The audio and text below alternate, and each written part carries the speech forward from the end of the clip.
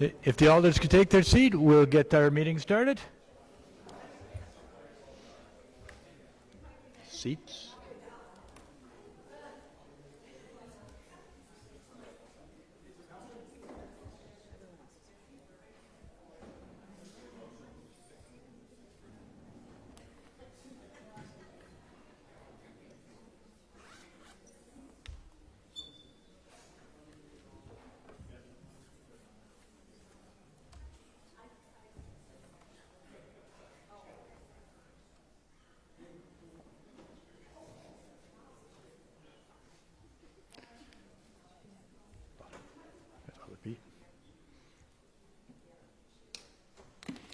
All right, I'd like to call to order the City Council meeting for Tuesday, July 16th, 2024. I ask that it be noted that Alder Sebastian is asked to be excused this evening. Our first order of business is the Pledge of Allegiance to the flag. If we could all stand, face the flag. I pledge allegiance to the flag of the United States of America and to the republic for which it stands, one nation, under God, indivisible, with liberty and justice for all.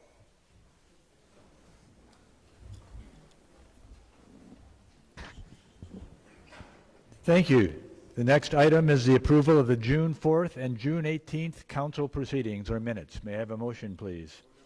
I have a motion and a proper second. Any comments on the contents of the minutes, additions, corrections?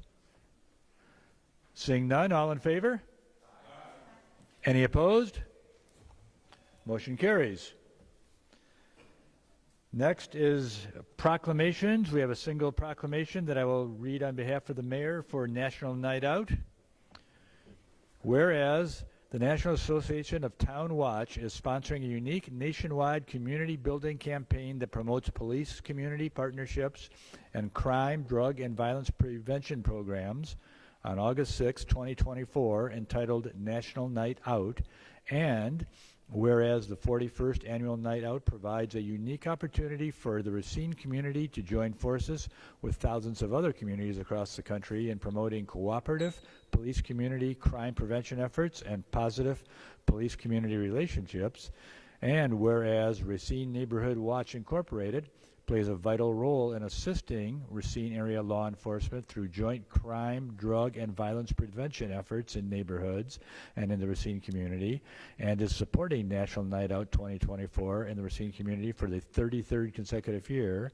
And whereas it is essential that all citizens living in the Racine community be aware of the importance of crime prevention programs and the impact that their participation can have on reducing crime, drugs, and violence in the neighborhoods and our community.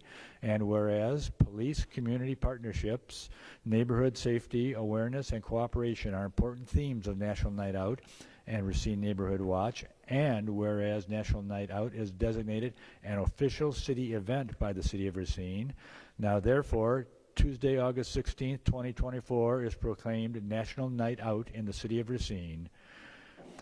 And I call upon all residents to join Racine Neighborhood Watch and the National Association of Town Watch in supporting the 41st Annual National Night Out. Thank you for your attention. Next item is public comments. I will turn it over to the city clerk to run the public comment session. The public comment segment is an opportunity for citizens to speak directly to the Common Council. Speakers will limit their remarks to 3 minutes. There shall be no dialogue or interaction between the speaker and elected officials or staff. This time is not intended to be a debate or discussion. The Common Council shall not hear personal complaints or attacks against any city employee or elected official or any matter related to an individual claim, citation, appeal, or lawsuit. Profane, disruptive, threatening, or conduct that otherwise impedes the safe, orderly, and effective conduct of the Common Council meeting is equally unacceptable during the public comment period as it is during all other portions of city meetings. When a group of people representing one viewpoint wishes to address the council, one person should be appointed the designated speaker for the group. Candidates for public office may not use this opportunity to campaign for office. Speakers during the public comment period shall follow all rules of the Common Council and rulings of the chair, including a decision to terminate the remarks if the speaker does not adhere to these rules. Public comment shall be limited to ideas or concerns regarding the city of Racine. There will be 8 speakers this evening. The first is Dan Dumont, 2406 North Main Street. I ask each of our speakers, as well as the council members, to be sure they get good and close to the microphone to make it easier for everybody to hear. So thank you. Check, check. All right, let's talk about Racine's number one problem, the hospitality center. The talk of the town isn't how nice Racine is. The talk of the town is how bad our downtown is, and I know you all have heard it. This should have been resolved once the weather got nice. Do you all remember the quote, this quote from the mayor? We're not going to close it while it's cold outside. Well, what happened? Instead, they bring in United Way to have a discussion with both sides. The meeting I was at, I not only told them how our downtown was reeling, but I heard from Gateway representatives how it has affected their enrollment. But we let a third party come in that has no skin in the game and blow a lot of hot air, and where are we? Right where we started. And this is how our downtown and city's reputation is crumbling, and this administration sits back and watches it. I've been observing events downtown, and attendance to these events have dropped off by 50% or more. The reputation of our city is terrible. So many people I know have sold their houses and moved out of the city. All I keep hearing is how nice downtown Kenosha is. Our marina is probably at 60 to 70% capacity. I know boaters that have left and went down to the Kenosha Marina. This is again because of what you bring to our downtown streets. I walked down 6th Street from Main Street to City Hall. I counted empty storefronts on both sides of the streets. There were 21 empty storefronts. I then walked down Main Street from 7th to State Street, counted on both sides of the street. There were 41 empty storefronts, and there's more to come. I talked to Tom Meredith this morning. He told me that they called the mayor's office to complain. Guess what? No one returns calls. They have people calling them about using the funeral home to use their services. The question has come up, is it safe to bring my guests down there because they've heard how bad it is downtown? What is it going to take for this administration to open their eyes and do what should have been done years ago and move this center? And not in a year or two. This needs to happen tomorrow. I know they're going to say we need time to find a new place and build it. Well, guess what? They've had 10 years, and what have they accomplished? Drive by Memorial Hall or the library. You have all seen the chaos. Have you heard Image Management and Marcy's are leaving downtown? They've had enough of this. And I can tell you this is the tip of the iceberg. I've talked to other merchants downtown. They are just hanging on. And the summer months are supposed to be their good months. They're telling me that they're probably going to be closed at the end of the year. I'm not just blaming Corey, who has his own agenda. I am blaming all of you for letting him get away with it. You can't tell me the licensing committee or some other avenues that can put an end to this. You can call me or tell me what I can do, and I'll get whatever resources I need to get this done. You were all elected by the residents of Racine, and you have failed them. The next speaker is Liz Fierro, 918 Peck Ave. Hello? Okay. Evening, council members. I'm Elizabeth Fierro, a human rights activist and person who cares about the safety and security of all people. In the shortest sentence possible to explain my being here, Microsoft AI Data Center coming to Racine is one of the worst decisions to be made. If you didn't already know, Microsoft has been using its technology to oppress countries and peoples outside of the U.S. A group of technology workers for Microsoft and its subsidiaries under the name of No Azure for Apartheid feel a moral obligation to speak against the technologies that are used to oppress the people of Palestine. Their quote, "Our work is currently being used by the Israeli state to wreak unfathomable destruction on Palestinian life. As producers of powerful technologies that are frequently misused to serve the interests of unethical government entities, we bear the unique responsibility of ensuring that our code is used for good. In Gaza, the West Bank, and Israel, the Israeli government relies on digital surveillance tools to monitor and limit Palestinian movement, maintain repression of dissent, and protect expanding illegal Jewish-only settlements that are established through the violent dispossession of Palestinian lands and resources. Only Palestinians are subject to such restrictions. Israelis are free to travel as they wish. A 2023 Amnesty International report describes the brutal reality of surveillance in the West Bank. Surveillance towers featuring multiple camera attachments, ambient noise detection devices with long-range cameras placed throughout residential neighborhoods, checkpoints equipped with facial recognition cameras, cameras on buildings, and cameras that can peer into homes through windows and doors. In all of these surveillance scenarios, Palestinians are denied any right to consent or refuse the collection of their biometric data. Palestinians cannot access employment, education, healthcare, or other essential daily activities without securing travel permits, traversing security checkpoints, and cooperating with Israel's biometric surveillance infrastructure. Their experimental technology is battle-tested on Palestinians, then sold to other countries. These systems are fundamentally reliant on technology developed and maintained by the Israeli state in collaboration with major public and private big tech companies, including Microsoft. Microsoft maintains strong ties to the Israeli state through its collaboration with the IOF, government ministries, a prison system known for systemic torture and abuse, and Israel's startup nation, all of which are complicit in violating international law.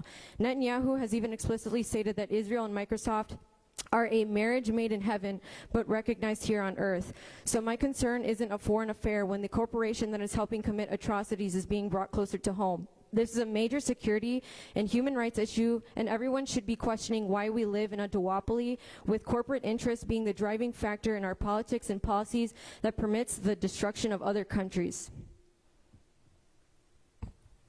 The next speaker is Mariah Casso, 149 Perry Ave.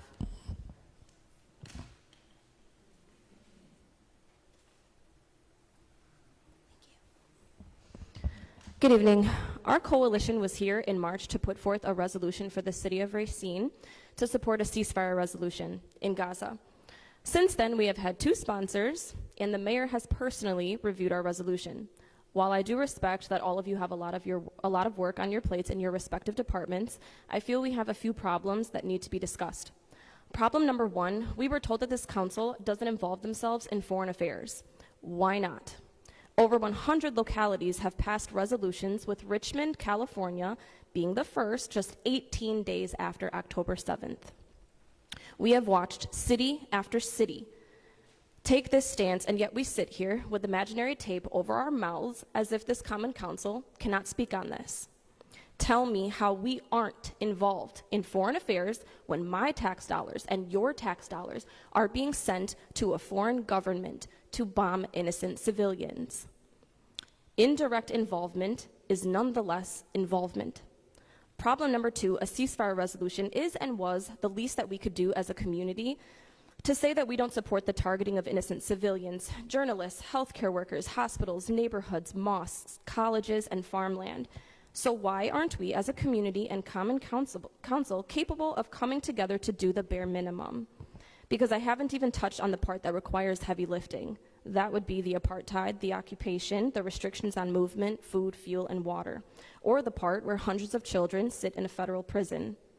Problem number 3, this common council should feel, as government workers, that their voices can reach, that their opinions and their decisions hold value and weight in the government that they work for at any level.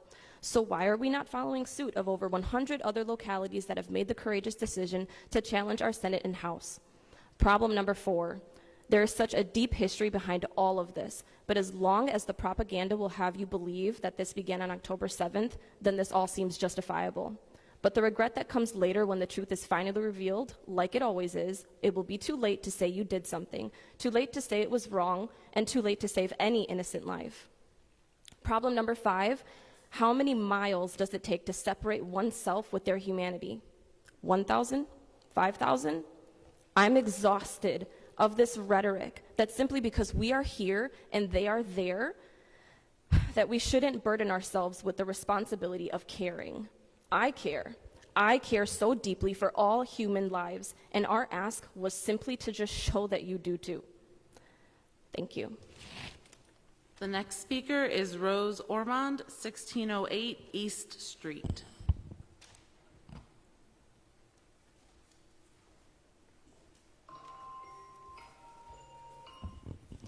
Hi, good evening, council members. My name is Rose Ormond. I'm an activist for human rights for all people. Children in Gaza are being killed by deliberate withholding of food. This is a war crime.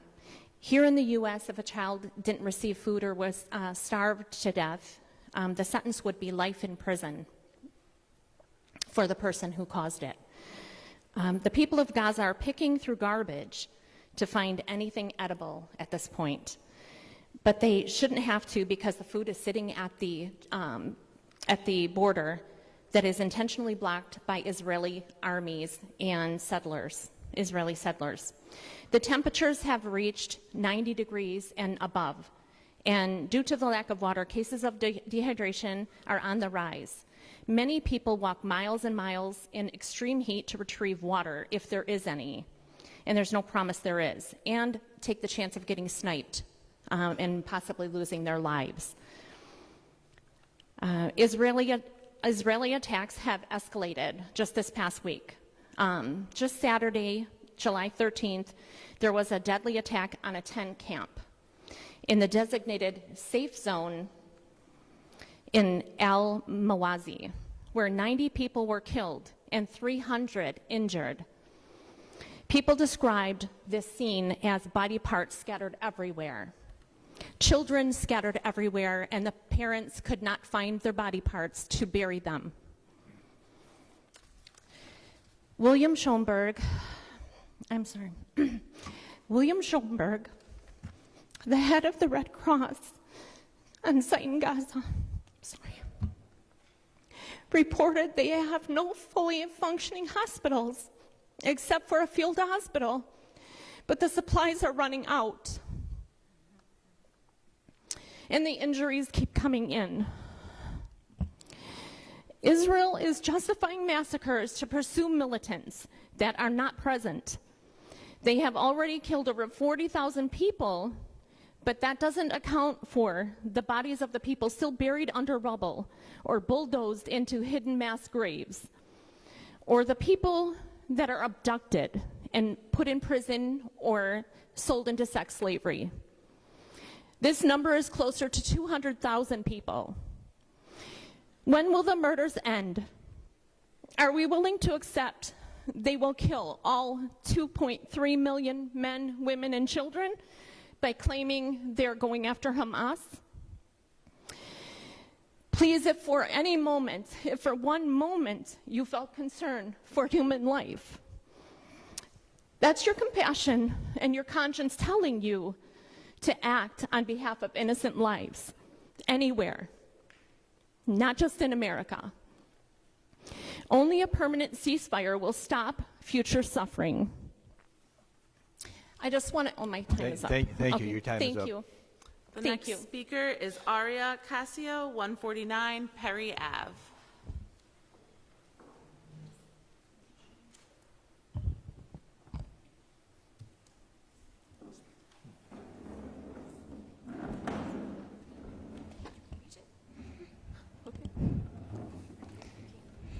Hello, I am Aria. The last time that I was here, I said that I would be proud of my community if they supported a ceasefire. It makes me feel really sad that we have not yet done that. Last year in my school, I won an award contest, and Mayor Mason sent me a letter that said if I need anything, I should let him know. Well, I finally know what I need, but it's not for me. It's for hundreds of thousands of kids like me. The kids in Gaza deserve food, clean water to go to school, to just live. How come kids are told not to fight, but adults do? And you guys are much older than us, and you know better. I ask that you pass a permanent ceasefire to stop the fighting and killing of kids like me. The next speaker is Adeline Casio, 149 Perry Ave.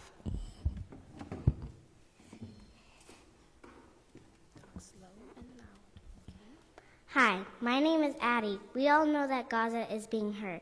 We try the best that we can to help. It makes all of us sad. The kids in Gaza are just like me, but they do not have their free like me. They don't have homes like me. They don't go to school like me. A lot of kids in Gaza lost their moms and dad. If I lost my mom and dad, I don't know what I would do. Who would take care of me? Who would play with me? Who would make me food or help me? Some kids lost their brothers and sister. I have 2 brothers and 1 sister. We don't always get along. I would miss them if I would have lost them. Please pass a resolution. Thank you for listening. The next speaker is Vertus Riley, 8712 Westbrook Drive.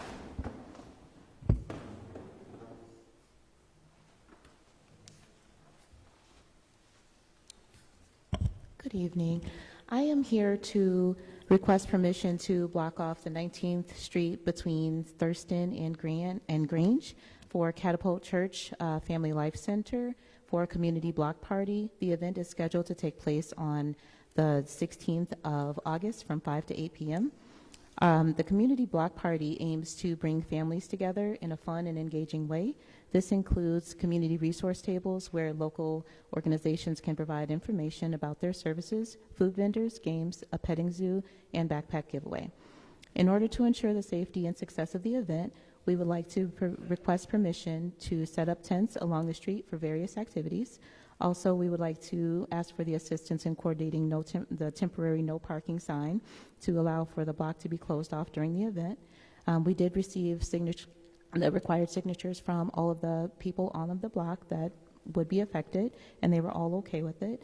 And then we believe that the blocks party would not just foster a sense of community among residents, but also provide important resources and support families in need.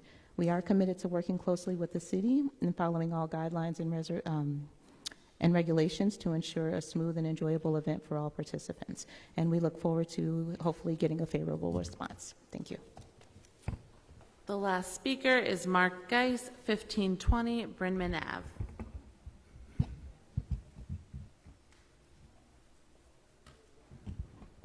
I would like to concur with the women that spoke about requesting a ceasefire resolution. For me, it's beyond disheartening that we're nearly a quarter past the 21st century and we're still fighting wars. It's been noted that 100 other communities have passed a resolution. And for anyone concerned with the environment, war making is very damaging to the environment. Thank you. This concludes the public comment segment.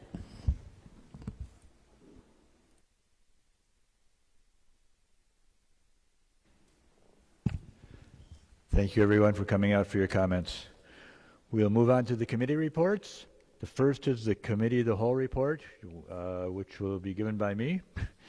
Item 583-24, communication sponsored by myself to interview candidates and make a recommendation to fill the vacant 8th District Alderman position until the special spring election of 2025. Recommendation of the Committee of the Whole was to approve appointing Cynthia Villasqueda as the Alderman of the 8th District. With that, I make a motion to approve Mrs. Skeda as the Alder of the 8th District. Multiple seconds. Any discussion on the item?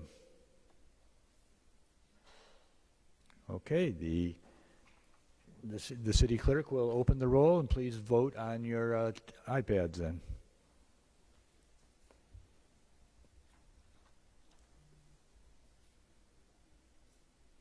Chair votes aye, please.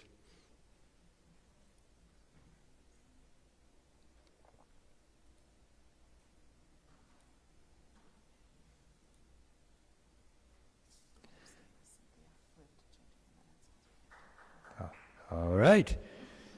So we have a unanimous vote for Cynthia to come up as our 8th District Alderman. So I will ask the city clerk to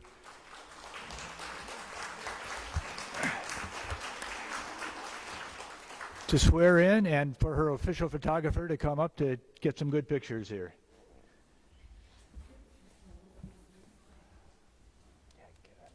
Can I ask you to raise your right hand and repeat after me? I state your name. Swear that I will support the Constitution of the United States. And the state of Wisconsin. And that I will faithfully. And impartially. Perform the duties. Of Alder of the 8th District.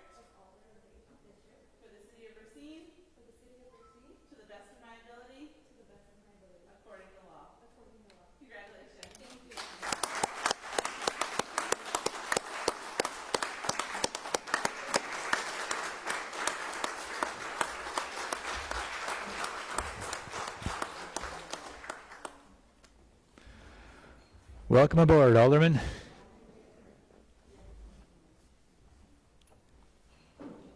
Oh, your nameplate's in the mail. It'll be here soon. All right, continuing with the committee reports. Finance and Personnel Committee. Alder Horton, do you have any items for separate consideration? Okay, so without objection, these items will be placed on the consent agenda.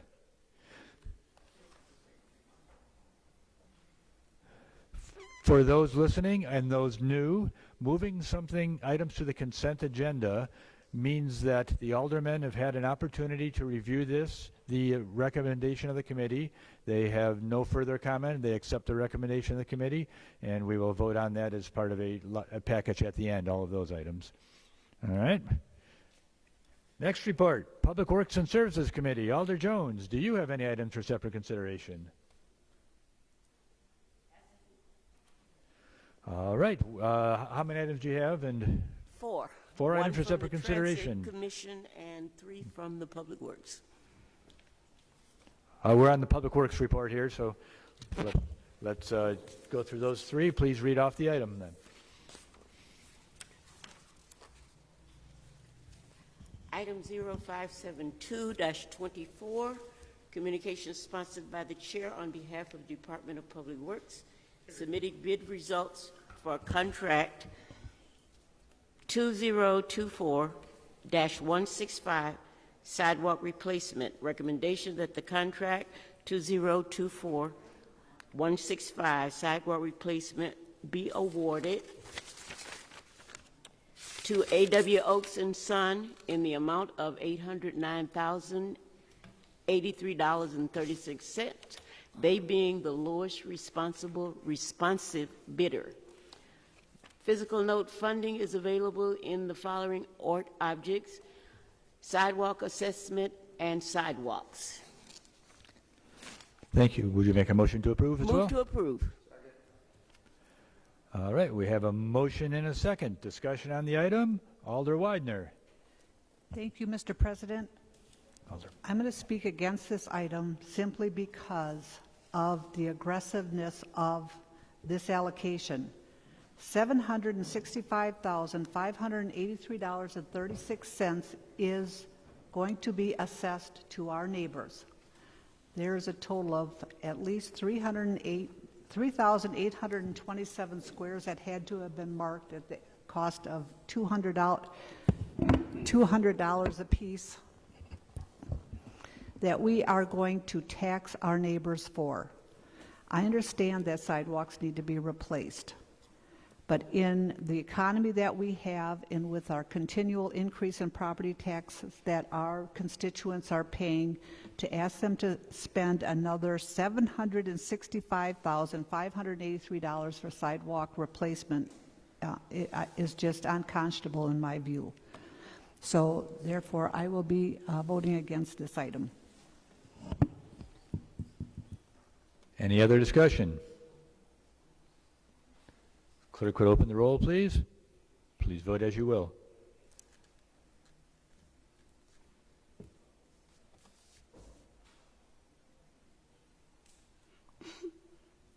Yes.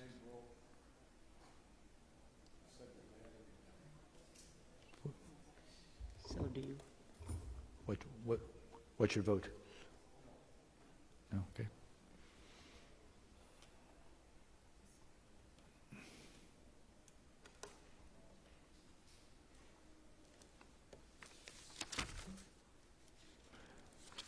Motion passes 6-5 with 2 abstentions. Alder Jones, your next item? Next item is in the Public Works 0572-24, communication sponsored by the chair on behalf of the Department of Public Works, submitting bid results for contract 2024-165. Alder Jones, point of order. I think that's one you just read to us. Oh, my apologies.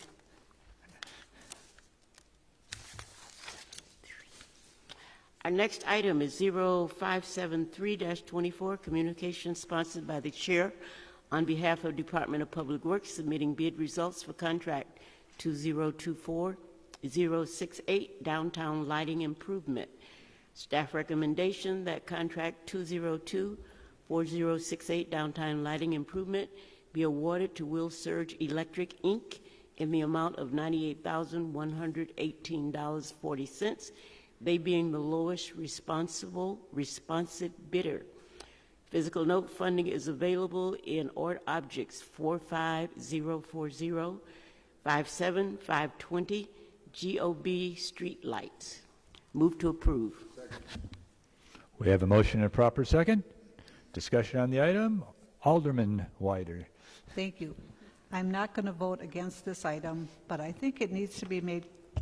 I'm not going to be voting against this item, but I do want the alderman to understand that several of us were on the city council when we allowed the Department of Public Works to remove streetlights from throughout the city. For example, on my block alone, I lost 2 streetlights in just the 1 block area and 2 streetlights out of the alley. And we just need to be aware that actions that we take, when we take them, have unintended consequences, and that's why I have always been a full-throated advocate for discussion on the council floor to get many different perspectives as to what unintended consequences are for our actions. So there's another item coming up in regards to CDBG, where again there will be money spent out of CDBG for street lighting. I do support street lighting, but I just want us all to be aware that we need to have these discussions publicly. Thank you. Any further discussion on the item? Clerk will open the roll.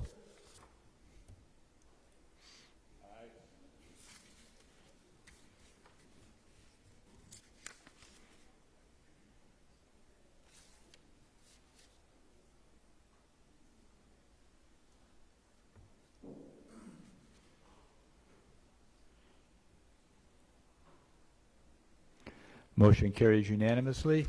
Just for everyone's information, Alder Coe is having some technical difficulties, so he will be voting by voice as explained. Alder Jones, your third item for Public Works. I guess I've got a little confused here. Which one did I read? 573? You just did those two. So I need 572. Okay, thank you. 0572-24. Nope, that's the same one again. Okay, so I need 576. My apologies.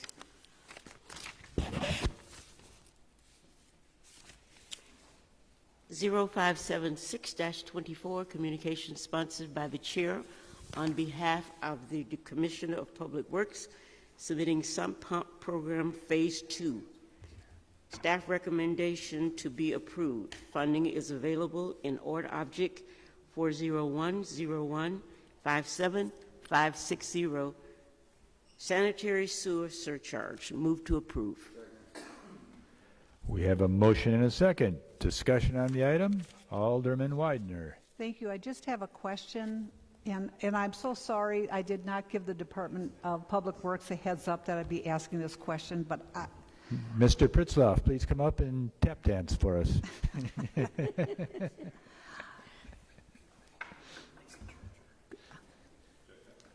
Oh, I apologize. Thank you. I messed up when I read the first one. That's okay. No, I got you. Lean in, please. my question for you is, can you tell us how the sanitary sewer surcharge, how that is funded? It's actually part of your water bill. So there's a commercial portion and there's a residential portion. So and that is specifically for I&I reduction programs. So inflow and infiltration, as we've talked about in front of this council previously. We have a problem during high rain events, high intensity rain events at the treatment plant. We're overloading it, so we've been directed by them, and we get a letter every year to reduce our I&I. So it comes on. It's a fee that comes on the water bill that that funds programs like that. Also funds lining sanitary sewer lateral lining, sanitary sewer lateral replacement, all of those types of things that reduce the clear water infiltration that comes from a Please lean storm that please makes lean it into the microphone. sanitary sewer system. Okay, just the last question on this. Would funding for the sump pumps be available through any other kind of funding source rather than just the surcharge? For example, CDBG or federal dollars? Yes, I think we could. I think there's a clear water. I'm sorry. There's some clean water funds that are out there that now are being allowed to be used for these types of things. We have to do a little bit more research on what does that mean for us. I can't tell you right now what that is because this is a fairly new program. We were just talking to Nate Tillis about that actually today, but that's more so for getting clear water out of our laterals. But it's the same goal that we have for the sump pumps. So if there was another funding source available, we're certainly open to those discussions. But as of right now, that was the choice in terms of, because it's directly related to that infiltration and inflow, those types of projects.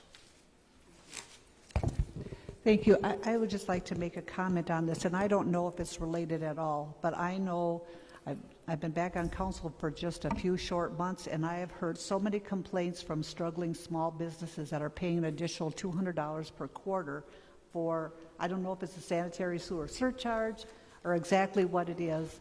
And I think that, giving people sump pumps is a great program with your lofty goals, but we just have to be very cognizant about how we're burdening our business owners here and our taxpayers. Thank you. Thank you. Alder Caprillion. Thank you.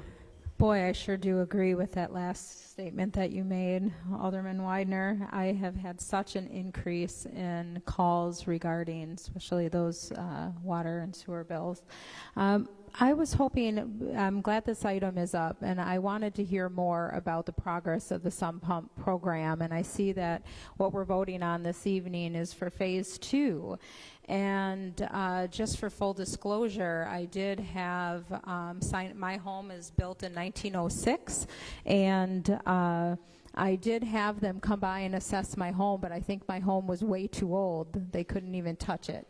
But I've never heard hide nor hair after the individual came out, so there was no communication that was done. So this is the first I'm seeing any progress through the program. So if you could really update us and where we're at. Sure. Thank you, Alder Caprillion. We are in the midst of phase 1 right now. That is being prosecuted as we speak. Phase 1 of the program consisted of 70 homes that were going to be that we put through the vetting process and actually made it through. So after that happened, the inspections took place by the plumber that won the contract, and some houses, like you said, when you do the inspection, some of the plumbing that happened back in 100 years ago, 80 years ago, 70 years ago, it's not equipped to actually even put a sump pump in. So the initial inspections take place as a way to determine, A, can one be put in, and if no, then okay, we have to go to the next one, and if yes, then we proceed to put the sump pump in. So I think we have roughly 27 in at this point. We did bid out a phase 2, and what happened there was we found that the local plumbing contractors are having a hard time meeting the city's public bidding requirements. In this case, it would be performance bonds, payment bonds, all the bonding that is required for some of these local contractors just wasn't, they just weren't able to not only understand it, but in our particular case, in the second round of bidding, they couldn't afford the bonding for the project. So we got no bids on the second round. And so we had to go a different direction. So in essence, phase 2 is a whole different ball game than phase 1.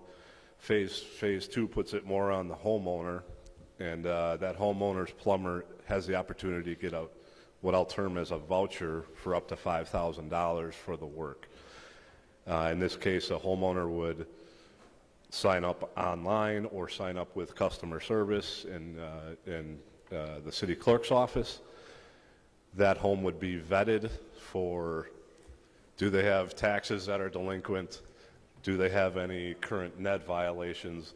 If that happens, then they're off the list. They can't get back on the list until those two things happen. So once we determine that, the house was built before 1955, we will let them know that they do qualify. At that point, we will say, you can contact a plumber of your choice. You can contact 2, you can contact 3, you can contact multiple if you want to get multiple quotes. But the first thing that the homeowner would have to do is have that plumber come in and conduct an inspection again to see if the plumbing inside their home, or in this case underneath their floor slab, would even accommodate a sump pump. So that's the next step for homeowners in this whole process. If in fact their home looks good, they get the inspection, they can move forward, the plumber comes in just like a normal project.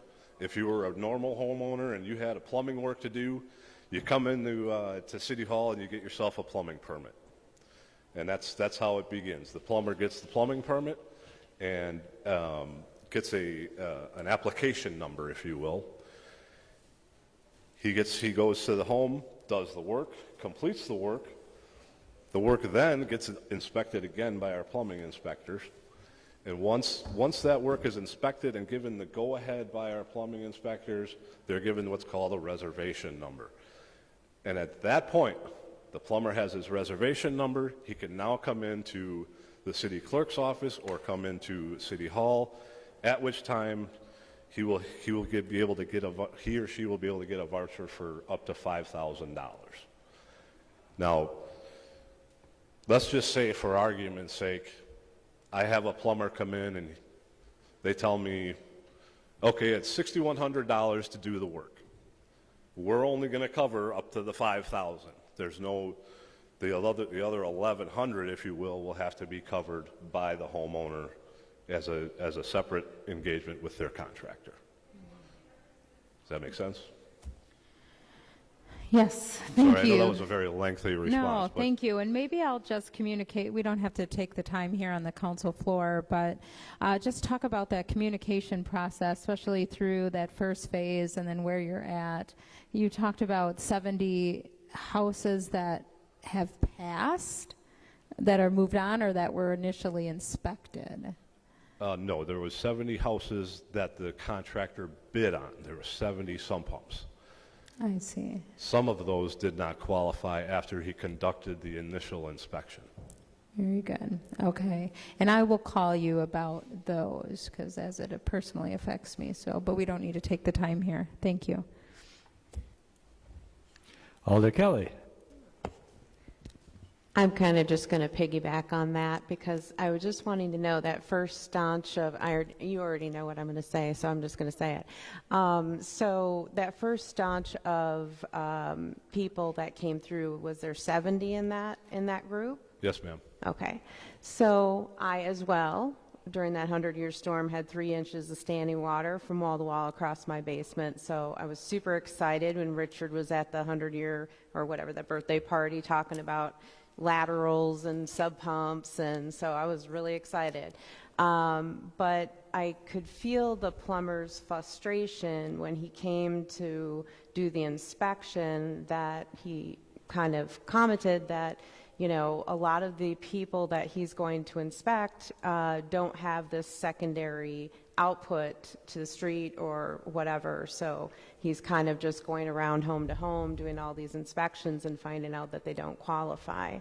So the process that we went through online, where it asked you all these series of questions and we fit in, I just kind of had suggested to him that maybe should have been maybe a question or some sort of graphic to where somebody could look for that item, or maybe a phone conversation. I just felt bad for him because he's spending a lot of his time going around and looking out at these homes that don't qualify. So that's just a comment, I guess, more. And then secondly, when you moved to phase 2, how did that change your messaging and the way that you're proceeding forward? Well, I think in phase 2, your message is well taken. In phase 2, the homeowner deals directly with the contractor in this case. So you can imagine we develop 70 addresses that we think are going to qualify. We don't go into every house. We don't do any of those things. They qualify under some of the criteria that I just recently briefed this body on. So it's enormously difficult to anticipate, to know what plumbers did way back when. So if you don't have a foundation, if your foundation drain is not connected, these are all things that really have to be vetted, and actually you have to have those pipes televised in your home. So when a contractor comes in, that's what they have to do, and I believe you probably saw Paul Widener doing that.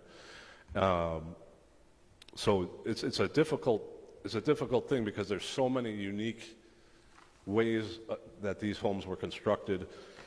And you know there's a big breadth of homes here in Racine that, they range from, the 1800s all the way up to modern times. So you can imagine as a plumber going into these homes, it's different every time. Now, the code changes, the code changes over time, so you would expect that, okay, we know sump pumps became part of the code in 1955, so there shouldn't be any homes past 1955 that don't have a sump pump. Well, I can probably guarantee you there's probably a few of them out there, So it's those types of things that even as the plumbing code changed and got better or worse, whatever your particular view on that is, there's going to be some outliers out there.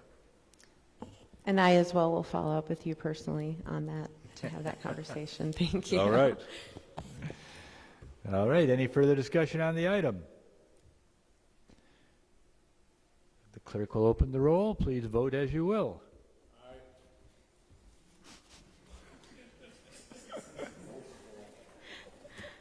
His machine isn't working, but I didn't expect that, Jeff. Thank you, Ron. Hey, Motion passes 12-0 with one abstention. one extension, who abstained? All right. Alder Jones, that ends the separate consideration items you have for the public. For the Public Works, I have one now for the Transit Department. We'll get to that when we get to the transit report then, okay? All right, thank you. All right. So without objection, these items, the remaining items will be moved to the consent agenda. Seeing no objection. Public Safety and Licensing Committee report. Request for separate consideration. Well, you beat me to it. Thank you, Alder Pete.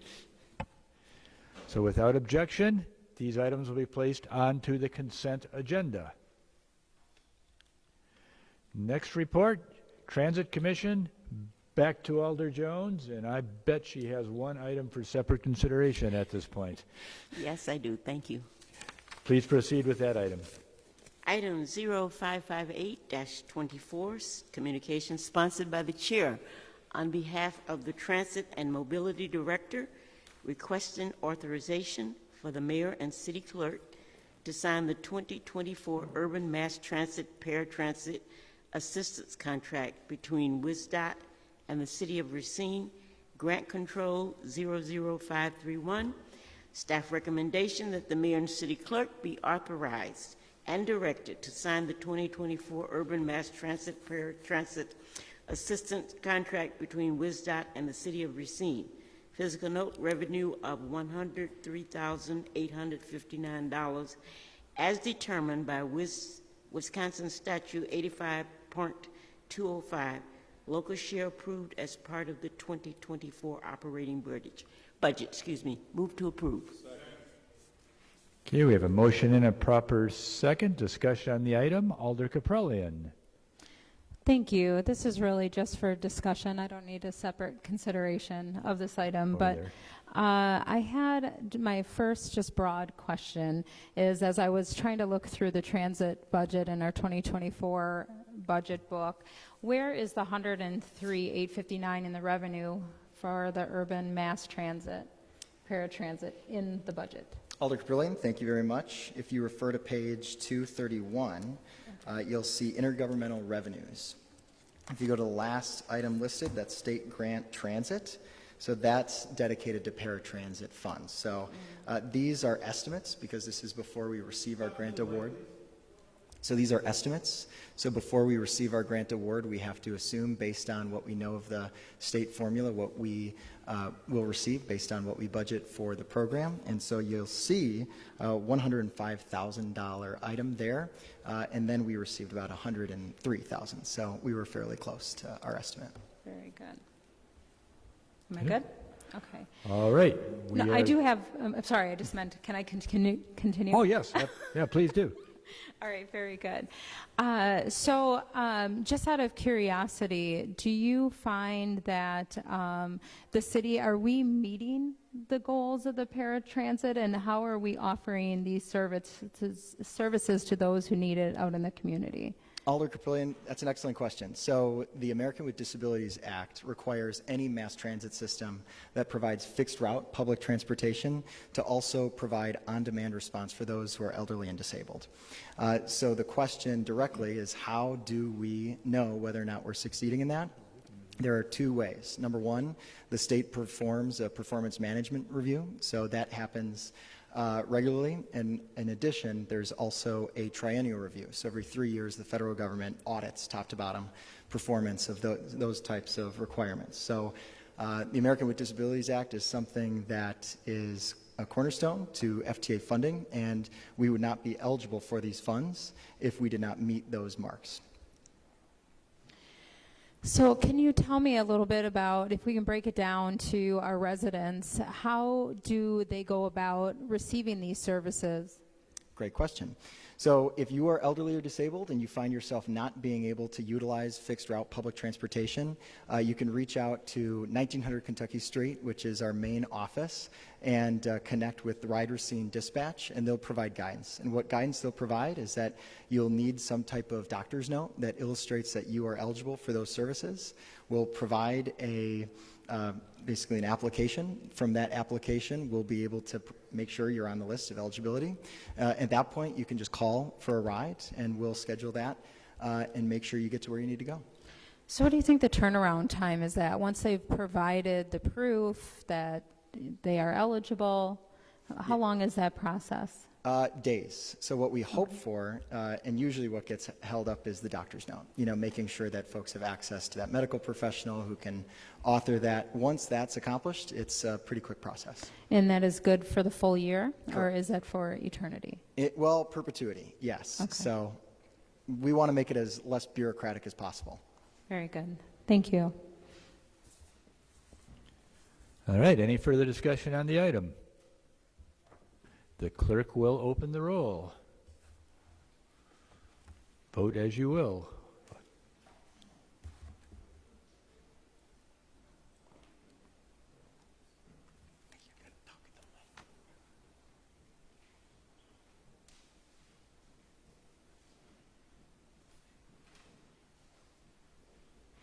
Alder Caprellian? Holding up the meeting.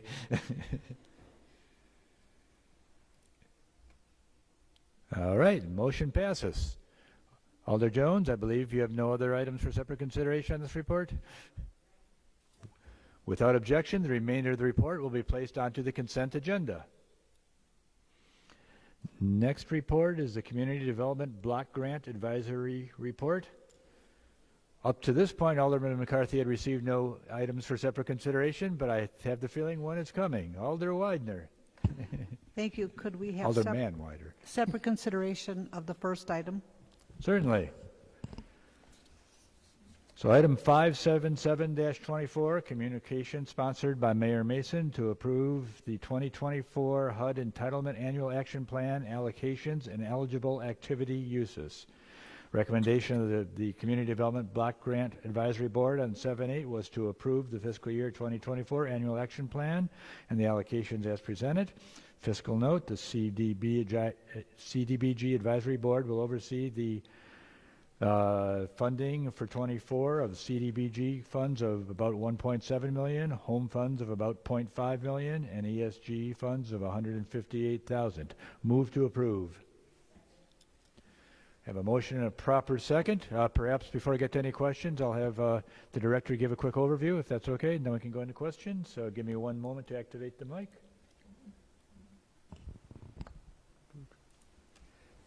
Please. I'm just here to answer any Oh, questions. okay, yeah, you're just answering questions. Alder Widener. Well, thank you. I do have a couple questions, and some may be historical, so I don't know how helpful you're going to be on this. But this year we were allocated $1.77 million in CDBG money. Can you hear me okay? Can you hear? This year we were allocated $1.77 million in CDBG money. Yes. Correct? And of that, $354,325 is for admin costs, which is 20% of our allocation of CDBG money. Is that typical, or has that percentage gone up? No, that is typical. We are defined by HUD regulations how much we can spend for administration. So that is the amount. Okay. Is this only for the who gets to get administration money? That pays for the staff who touches community development block grant type of activities. So does this include those that apply for No, CDBG this is just money? administration's So this goes to the City of Racine for the administration of the program. Of the program. Okay. Okay. Well, I know you had commented earlier that I could weigh in at the application time, but I'm going to weigh in now. 1.7 billion is coming into the City of Racine, and that's a pretty much typical amount that I remember from years past. In years past, up until, like I said earlier, maybe 2015 or 16, is when we stopped allocating any monies to Public Works for projects in the Census Tract 1 through 5 or the CDBG eligible neighborhoods. I think that's a very short-sighted view, because one of our strengths, and you'll remember the presentation that was given to us by the Commissioner of Public Works, we have billions of dollars worth of assets that we have to maintain. And a portion of the CDBG money, as in the past about 700,000, I would like to see going forward be appropriated to the Public Works Department for Public Works projects in the Census Tract areas that are eligible for Public Works. There's a lot of programming that's being done, but I also think that the whole city will benefit by an allocation from CDBG for Public Works, because as it stands now, we are allocating about $8 million a year in debt to pay for, in part, what could have been paid for with some CDBG dollars. So I'd like to see that going forward. And I can't respond to the amount that goes for admin costs, but that is a substantial amount of money. And I do believe that that amount has increased. I remember the admin being 15%, and I also thought that some of the groups that applied for CDBG money were entitled to some of that admin dollars themselves. So, No, that's totally separate bucket. Admin costs, we're restricted by what we can do by HUD. You also mixed in there the 15% service cap. That's how much we can distribute to agencies to support public services. So again, that is a totally separate group of money, all under one umbrella. But you bring up some very good points, and we do have a public comment period through the process. This past year, we had 3 public outreach where we got the comments from the public about where they want to see the funded funding go to. And I will make sure that you are invited to subsequent years' process so that you can put your voice in the room. But again, it is done with the public involved in our process. Well, thank you for that, but I would like to see the Department of Public Works to be invited into the conversation because they have not been. So that's what my hope is. I don't Duly want to noted. apply for CDBG, and I don't want to argue for Public Works if they're not even allowed to apply. So it is my hope that next year during the round of CDBG, that our Department of Public Works is given the opportunity to apply for a portion of the CDBG allocation. Thank you. Thank you. Alder Caprillion. Thank you. When looking at the fiscal note, it's noted that the home amount is $515,160. I am just curious, from my understanding, those home dollars, if they are not spent, they just keep accumulating. I had put a request out asking where we are standing, what is our balance that we have of home dollars. Can you tell me a ballpark of where we're at? Or if you can't, can you speak more specifically at the $515,160? That's a wonderful question, Alderman Caprillion, and we have been working diligently to push that money out on the street. We are given deadlines in regards to when the funds have to be pushed out, utilized, and we are very conscious of that. Right now, 2027 is the date that we are all familiar with, that we have to have a portion of those dollars spent. Now, we do have projects coming up in the immediate future that will utilize some of those funds. And naturally, the funds that are most at risk will be utilized first. So if you recall, one of the projects that we are working with, the fire on Washington Street, they will utilize home funds. And again, the home funds most immediate need of us having to give it back, those will be used. And so our next date will probably be 2028. So we have plenty of time to make sure that the best use of these funds are utilized. Could I request from you, just because I have put a request in the past, it did not go to your email, but if you could help me receive the data, I would love to know where our balance is at and how you broke it down, like what needs to be expended by 2027 or any other data you have around the home dollars. I will be more than happy to send that out tomorrow morning. Perfect. And I would think all the aldermen may want that data as Wonderful. well. Perfect. Thank you. Alder Kelly. I just had a follow-up on that. I was trying to look through the 2024 action plan that was listed on there. I believe that breaks down that 1.7 million.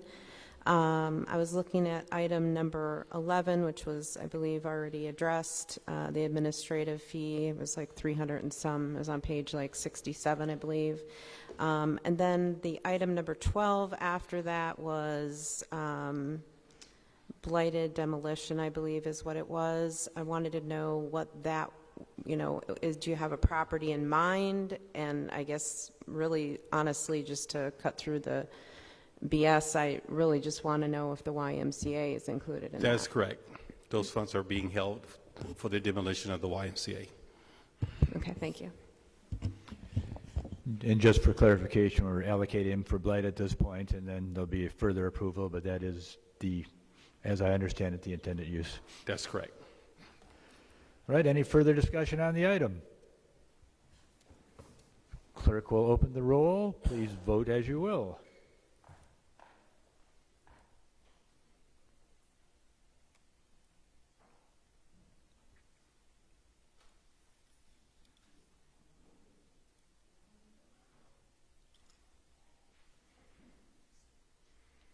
Motion passes. The remainder of the report will be placed onto the consent agenda. Next is Office of the Mayor report. Since these are all direct referrals, we will go through each of them individually and read them out. And the first being an appointment, I would always read that out whether it's a direct referral or not. Item 605-24, communication sponsored by Mayor Mason, submitting the following appointments. Dan Stroman to the Harbor Commission for a term ending May 1, 2027. Okay, that's our county appointment, it says. Move for approval. We have a motion and a proper second. Alder Widener. Thank you. Before I make a comment and go to vote, I have a question for the city attorney in regards to, does the council approve all appointments to all the authority, the commissions, the boards, committees?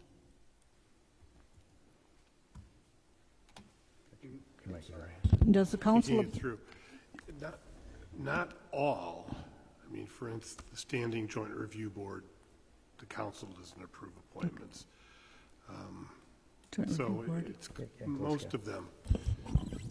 And I apologize, while I've been looking up Harbor Commission, which I do not believe actually exists in our ordinances. Does the CDA, does that require council approval? CDA requires council approval. Okay. Thank you. All right. Okay. Oh, please, go. Thank you. I have a comment to make. I'm going to vote against this appointment, and sadly the mayor is not here tonight to hear my words. I am going to vote against every appointment that the mayor makes until such a time that he makes an appointment to the community. There should be 2 aldermen serving on the CDA. That has not happened for I don't know how long. The Civic Center Commission, that is still under ordinance, has not had an appointment since 2019. The Cemetery Commission has not had the required by ordinance appointment since 2020. This is inexcusable. So I did send an email to the mayor and all the aldermen regarding my concerns about the lack of appointments to the Civic Center Commission. And if this is what I have to do in opposing every appointment he makes until such a time he fulfills his responsibility as mayor, that's what I'm going to do. And especially when it comes to the Civic Center Commission and the aldermanic appointments to the Community Development Authority. Those should not fall by the wayside. In the case of the Civic Center Commission, we now have a new contractor in there that needs a liaison with the city, and that's the function that the Civic Center Commission fulfills. We can't just leave a new contractor out there hanging on its own without any kind of partnership with the city.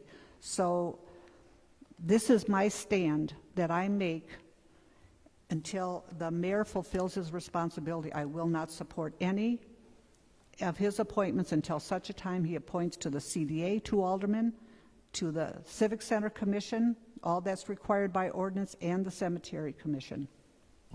Thank you. Alder Perez.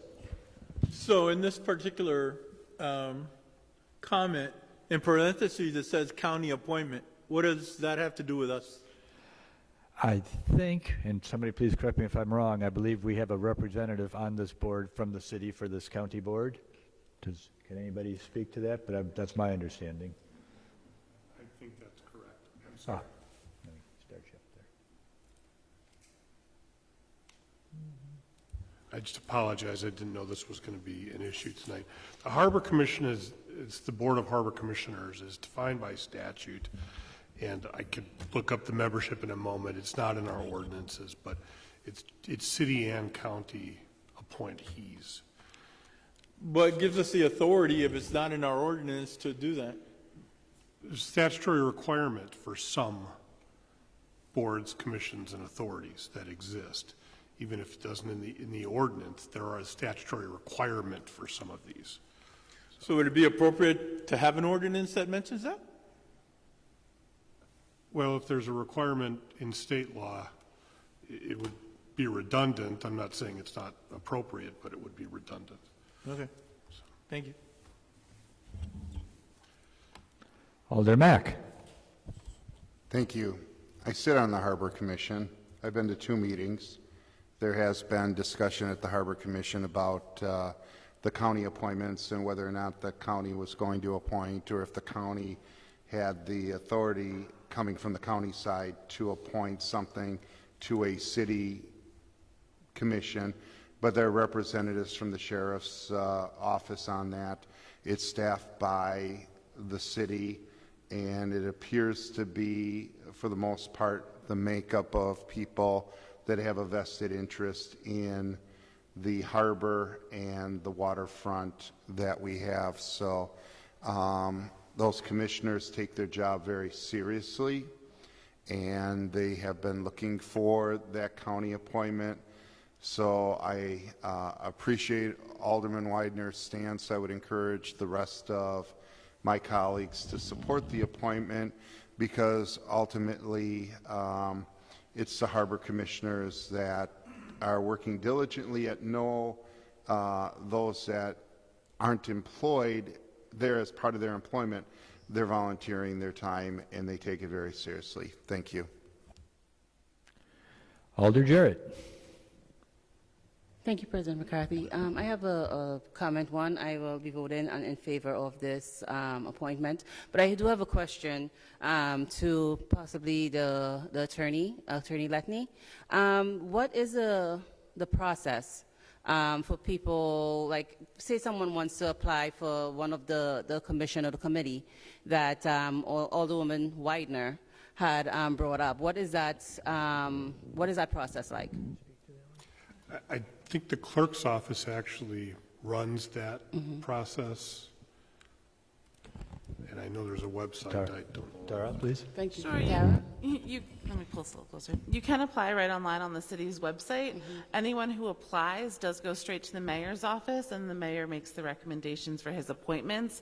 But all of the applications are captured there, along with which boards and committees and commissions anyone applying would like to serve upon. Thank you, ma'am. My follow-up question then is for the committees and commissions that were mentioned. Have there been applications for those positions? I would have to log in and check. I don't have that information readily available, but that's something I can look at. Yes, if you could get that to us, that would be great, because I am not a big fan of like holding up appointments, because if there's no one to apply, you just kind of go duck, duck, goose, and like you're appointed. I'm assuming that we need people from our committee, from our community to be on these committees, but they have to apply. So if you can get us the information as like who the applications that are out there, and maybe they haven't been moved on, and then that's a different and separate issue. But if they have no application, like maybe it's something that we need to get, we here could reach out to people that we know might be able to get on these committees. Thank you. Alderman Widener. Thank you. I would just like to add that technology is great, but the old school way that we had for the mayor to make appointments, and we never had a difficulty before fulfilling the committees that the city has, is that you contact the mayor's office and say, hey, I'd like to serve on a committee. If something arises, please call my name. You have to put it out in the public so they know that there are different ways in which they can let the city know that they're interested in serving the committees. So there's different ways that can be done. And it shouldn't just be applying online, because not everyone is computer savvy, or would even think, I'd like to, be of service to the city. Maybe I should go on the website and see how I do that. There's other ways for the mayor to put it out in the community that we have committees that need to be filled, and we'd like the public to engage with the city and participate in their local government by serving on some or one of the committees. Alder Jarrett. Yes, Alderwoman Widener brings up a good point. Before I was elected, I did actually go on that website because I did want to serve in some role or another. So perhaps I know we have the, oh goodness, what is it that was just created where, customer service. Maybe that's something if like they have like paper application, or people come in and they can, if they are not tech savvy, then they can possibly like fill out some forms. But we need people to be interested in actually applying before someone could be actually appointed. Sure, we certainly have not received that request yet, but we can certainly print out a paper application. It does come in PDF in our office, and we'd be happy to assist anyone in person who is having trouble accessing the technology. Okay, I'm just going to remind the elders, we're starting to get off topic a little bit here. It actually is just an appointment that we're voting on here. Alder Land? That was what I was. Okay. Okay. Appointment here, and that's what is on the agenda. Thank you. Thank you. Alder Perez. Is there a prohibition on any of the commissions, like this one, Harbor Commission, about not appointing a person who's a sitting alderman? One moment. Go ahead. So the statute on Board of Harbor Commissioners is section 30.37. And it says a person appointed to the board shall be a qualified elector of the municipality which created the board and a resident of the municipality for at least 3 years. So that's a residency requirement for Board of Harbor Commissioners. No, I understand that, but I mean, are there prohibitions on other commissions? Or is that standard for all commissions? They're all different. Most of them require city residency, but there are a couple that it's not a requirement by law. I'll ask the city clerk as well to elaborate. I agree. The item here is appointment to the Harbor Commission. We have gone off topic. Fair point. Way off topic. These are things that could be handled after the meeting, could be handled tomorrow. Could be a special committee of the whole discussion, but I think that the motion here is not being addressed. And I would ask the chair to enforce that. Fair point, and I did start to earlier, and I didn't follow up on that. So with that, any further discussion on the actual appointment? Going to hold you very close here, Alder Kelly. I'm going to just rein this right back in. I understand the issue, and I appreciate that. I'm going to speak in favor of the Harbor Commission. As one of the other hats that I wear, I know that that is a project that is, coming in the future, and it was one of our former county executives, projects that he's working on is the harbor, and that's kind of a big deal. So I'm going to speak in favor of this, and that's all I have. Thank you for the on-topic apropos comments. Any further discussion on the appointment itself? Clerk will open the roll.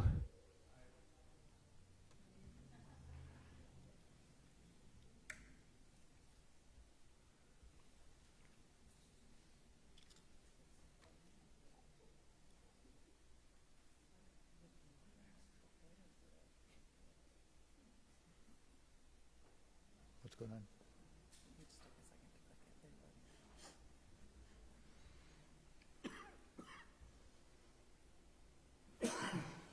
Motion carries.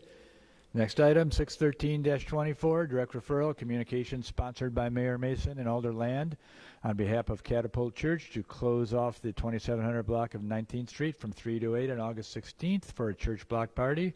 Staff recommendation is a closure be approved per the attached stipulations. We had a speaker on this one earlier. Move to approve. Alder Land. Yes, Discussion.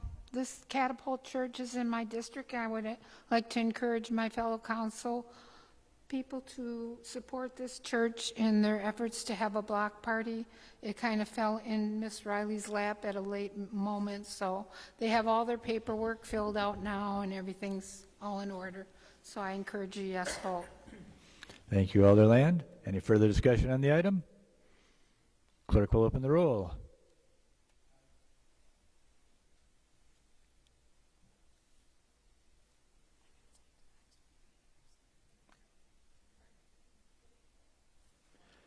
Motion carries. Final item, 621-24, direct referral, communication sponsored by Mayor Mason on behalf of Michelle Zatina, Johnson Financial Group, to close off the Sam Johnson Parkway between Lake Avenue and Main Street from 8 a.m. to 2 p.m. on July 23rd for an employee block party. Staff recommendation is to approve. Before I make a motion, the clerk has more information for us.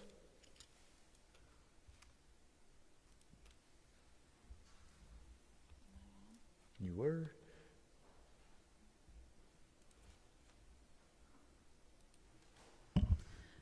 This item was just received a little bit too late to go to the Public Works and Services Committee. However, this is their second year having the block party, and they did as well submit the map that was attached, as well as the application. Since there are no homeowners on the block, they only needed one signature. Move to approve. We have a motion and proper second. Any further discussion on the item? Clerk will open the roll.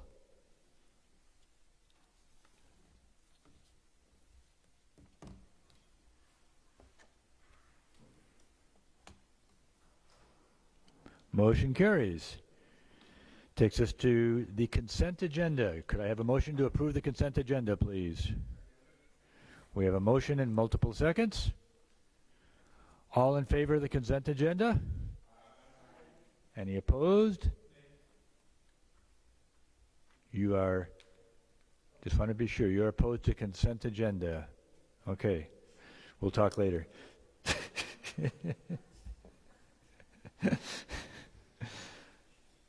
All right, final item, common council announcements. Announcements are limited to recognition of city residents and employees, memorials, and non-political community events. Discussion of matters related to governmental business is prohibited. Alder Coe. Yes, I want to welcome Ms. Susqueda to the council and give her a proper one. Last Tuesday was her birthday, so now you get to endure happy birthday. Happy birthday to you.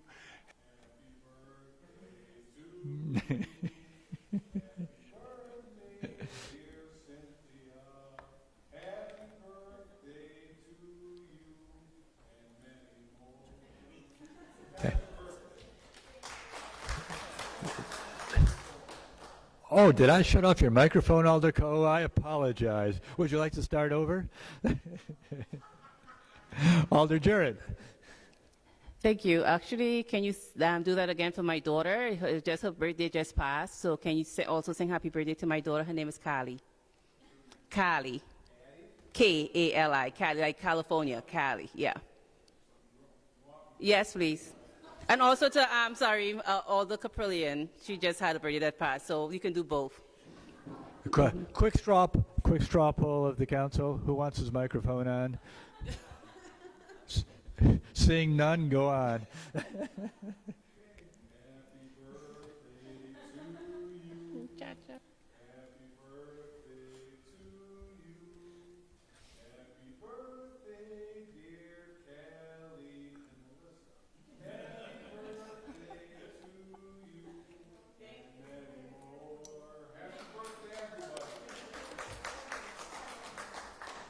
Alder Jones, please don't sing.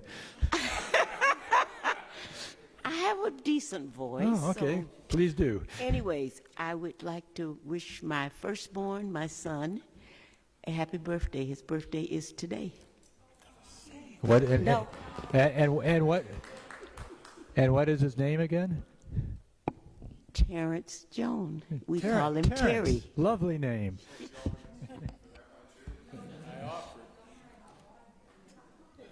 Wait, today's his birthday? Okay. I know some other people. Alder Mack. I'd like to also congratulate our new alderman. I had the privilege of traveling to Zapalanejo, our Mexican sister city, back in the day when I was on the council the first time with her father, Vince, and Vince and I were telling everyone we were twin brothers, and I said he was my little brother because he's a little smaller than I am. And the next year, my kids were tired of marching in parades, so I asked Vince if I could borrow his kids. And so Cynthia marched with my wife and I during the parade. So it's kind of neat to see her now grown up, running her family's business and sitting in this seat as I think the first Latina on our city council, first generation American, and I'm just so proud of you, so congratulations.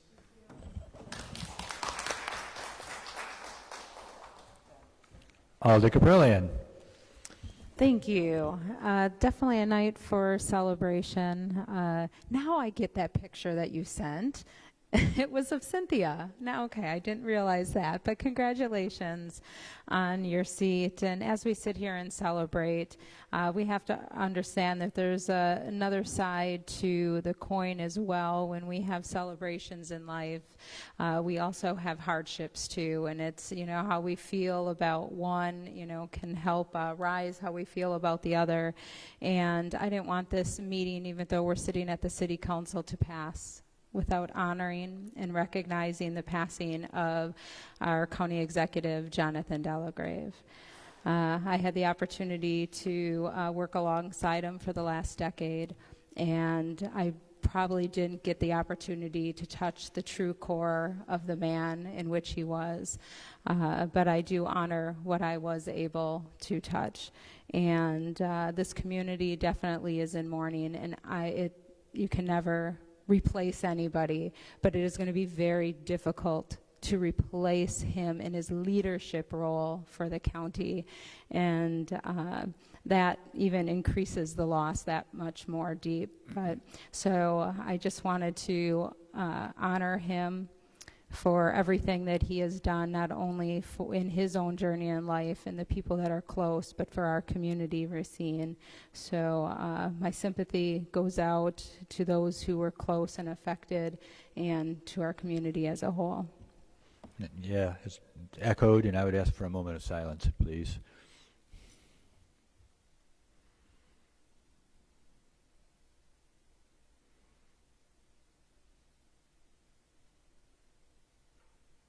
Thank you.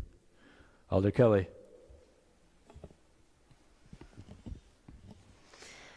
I wanted to congratulate Cynthia on her appointment. I think that's absolutely wonderful. I apologize to Alder Horton because he seems to be a little outnumbered on this side of the room over here. You got a little girl power going on. I love it. He hadn't noticed until you said something. So I think it's just so absolutely important. One of the things during my campaign was I had an outpouring of people from the Hispanic community that reached out to me, and they really just felt like they're underserved. So I am so absolutely excited to have you, someone that's younger, that can absolutely stand up and give those people a voice in the community. So I'm just so absolutely thrilled for you to be here. Right now, I can't speak on what Melissa was speaking on. Jonathan was a very close friend of mine, so that is very difficult. But he did so much for this city, and it is an absolutely great loss to us all. So, Thank you, Alder Kelly. Alder Davis. Thank you.